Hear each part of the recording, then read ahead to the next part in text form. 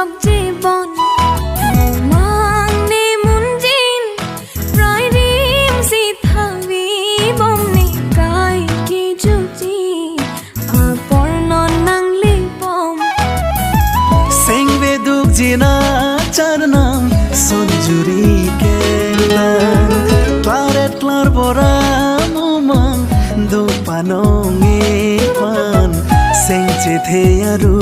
barje sido verji dena seng che the aru barje sido verji dena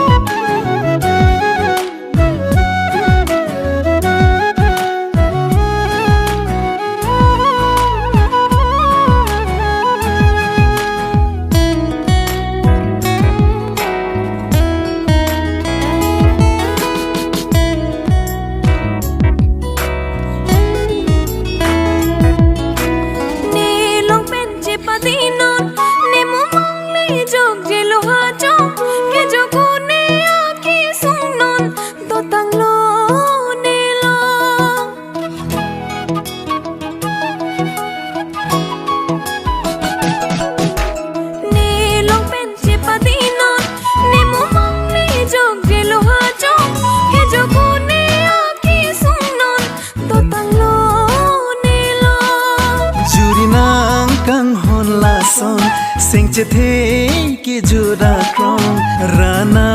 me kang hona bang doi tumalo jong he le nang ni ching hon non ne kai ki ju ta lo nang ne che the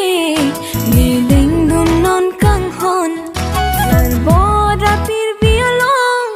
nong nam ke long a kang hon li ki jut lo non ni che lo po ha cho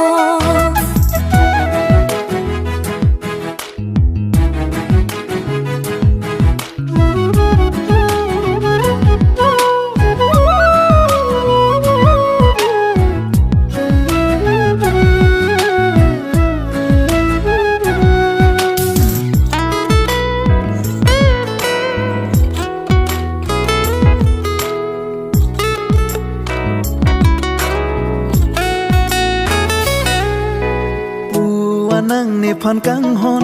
seng che the do thip I tu mang bong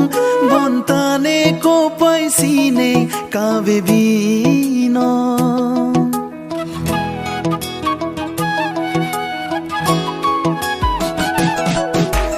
ne jin so se ma kang hon sampung pet wo leng ji ne ko son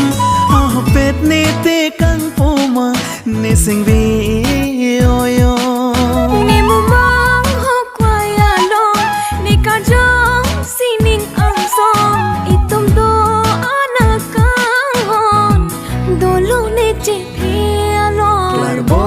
pir bi along nong nang ke long a kang hon ki jut pa du non tuani tum ka ching hon e prai nang ko son ni sing me oi ong e kai pa du si ki jut si a kang hon